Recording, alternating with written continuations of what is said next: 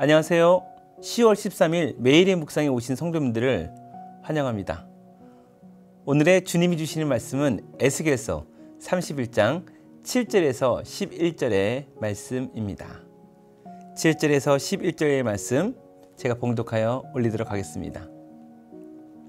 그 뿌리가 큰 물가에 있으므로 그 나무가 크고 가지가 길어 모양이 아름다움에 하나님의 동산의 백향목이 능히 그를 가리지 못하며 잣나무가 그 굵은 가지만 못하며 단풍나무가 그 가는 가지만 못하며 하나님의 동산의 어떤 나무도 그 아름다운 모양과 같지 못하였도다.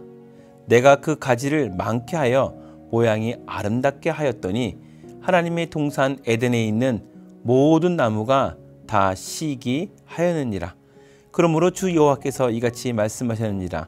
그의 키가 크고 꼭대기가 구름에 닿아서 높이 솟아났으므로 마음이 교만하였은즉 내가 여러 나라의 능한 자의 손에 넘겨줄지라. 그가 임의로 대우할 것은 내가 그의 악으로 말미암아 쫓아내었음이라. 아멘. 29장부터 32장까지 애굽에 대한 이야기로 가득 차 있습니다. 애굽에 대한 여호와의 6회에 걸친 심판 예언이 기록된 29장과 32장 가운데 네 번째 심판 예언이 소개되고 있습니다. 32장까지 유다를 적대한 주변국의 심판을 얘기하는데요. 그 대상의 마지막으로 애굽을 말하고 있습니다. 그리고 33장부터는 회복으로 쭉 달려가는데요. 애굽에 이렇게 많은 이야기를 할애하고 있다는 것이 의미가 있습니다. 애굽이 그만큼 강대한 나라였고 문화가 찬란한 나라였습니다. 여러 가지 고대 문명 중에 이집트 문명이 얼마나 강력한지는 여러분들이 인문 사회를 통해서 알 수 있을 것입니다. 다시 보면 세상의 일반 은총도 하나님의 은혜를 입어야 되는 그 부분을 이런 애굽을 통해서 알 수가 있는 거죠. 오늘 성경에 나와 있는데요. 에스겔서 31장 2절, 8절, 9절 인자야 너는 애굽의 바로 왕과 그 무리에게 이르기를 내 큰 위엄을 누구에게 비하랴.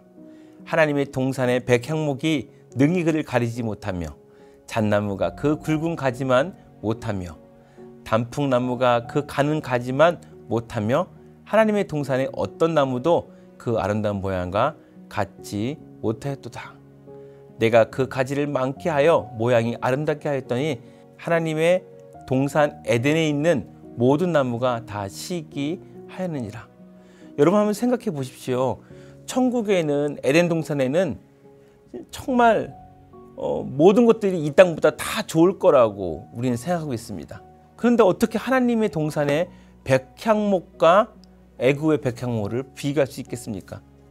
근데 그만큼 애굽이 사랑을 많이 받았다는 거고요.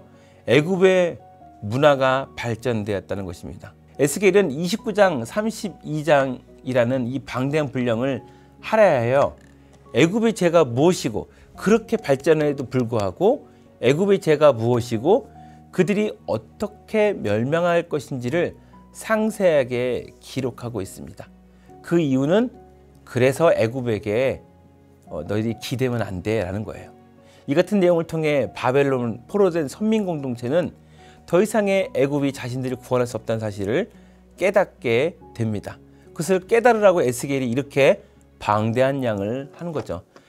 세상의 권력에 의존하는 것이 아니라고 말하고 싶은 거예요. 여기서는 기대하지 마라. 애굽을 하나님만 기대하라. 오직 여호와 하나님만을 의지하여야 한다는 거예요. 지금 이 에스겔을 보고 있는 독자는 바벨론의 포로로 닥친 그들이고요. 계시를 보고 있는 에스겔이 1차적 독자, 그다음 옆에 있는 사람들이 1차적 독자입니다. 그 때문에 바벨론에서 어떻게든지 애굽이 바벨론을 공격하여 자신들을 구원하지 않을까라고 하는 하나님을 바라보지 않고 자신이 신앙적인 죄를 범해서 70년이라는 이 시간에 형벌을 받고 있는데도 불구하고 애굽의 세상의 권력에 의존하고 있는 그들에게 애굽이 이렇게 힘이 있다 하더라도 너희들에게 힘이 되지 못해 라고 말하고 있는 거예요. 에스겔서 31장 10절 그러므로 주 여호와께서 이같이 말씀하시니라 그의 키가 크고 꼭대기가 구름에 닿아서 높이 솟았으므로 마음이 교만하였은즉. 만약에 애굽이 교만하지 않았다면 어떻게 됐을까요? 재미난 상상을 한번 해보았습니다. 아수르에 바벨론에 대항한 힘을 하나님께서 일반 원총을 허락하셔서 조금 더 제국의 힘을 버티셨을 것입니다. 그러나 결국 모든 나라는 페르시아, 헬라, 로마로 이어지면서 문명이 연결이 되고 권력이 계속 변하게 됩니다. 애굽이 교만하지 않았어도 그런 페르시아나 헬라처럼 잠깐 쓰여지는 도구가 되어 있을 것입니다. 세계 인류 역사상 우리가 성경과 비교하여 얻을 수 있는 교훈은 바로 인류의 희망은 예수 그리스도라는 것입니다. 이사야와 함께 에스겔도 결국에는 32장 이후에는 선민 회복의 예언이 있고, 그리고 40장부터는 하나님의 백성이 또 어떻게 회복되는지, 우리가 무엇을 바라봐야 하는지 설명하고 있습니다. 그 시대의 나라의 권력과 누가 패권 국가인가가 중요한 것이 아닙니다. 그들은 다 사용되어지며 모두가 사라질 것입니다. 인류 역사와 모든 인문학의 주제는 인류의 구원입니다. 세상과 예수 그리스도의 관계의 스토리만이 남는 것입니다. 오늘 애굽의 하나님으로부터 받은 세상의 영화를 보면서 참 많은 문명이 발전되었구나, 애굽이 참 많은 사랑을 받았구나 라고 하면서 다시 한번 역사 공부를 한 것 같았습니다.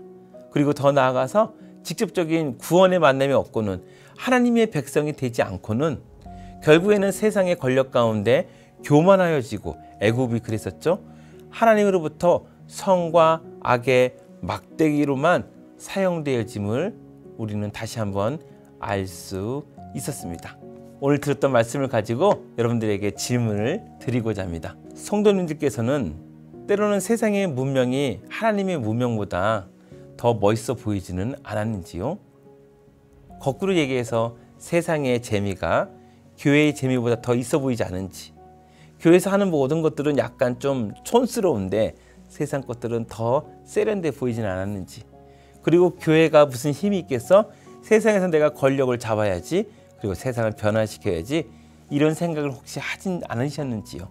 솔직히 가까운 분들과 이런 이야기를 나누시고 이제는 하나님의 은혜와 또 어떻게 이것이 조절되고 있는지를 한번 생각해보는 시간을 가졌으면 좋겠습니다. 기도하겠습니다. 하나님 아버지, 감사합니다. 오늘 애굽의 영화와 교만, 그리고 패망의 예언을 보면서 우리가 세상의 권력에 의미를 두는 것이 얼마나 허망한 것인지 더 알게 되었습니다. 다시 한번 성경을 통해 우리에게 지혜를 주시니 감사합니다. 하나님의 영광을 위해 더욱 기도하는 저희가 되게 하여 주옵소서. 하늘의 소망이 내 인생의 가장 찬란한 문명임을 알게 하여 주옵소서. 예수님의 이름으로 기도하옵나이다. 아멘.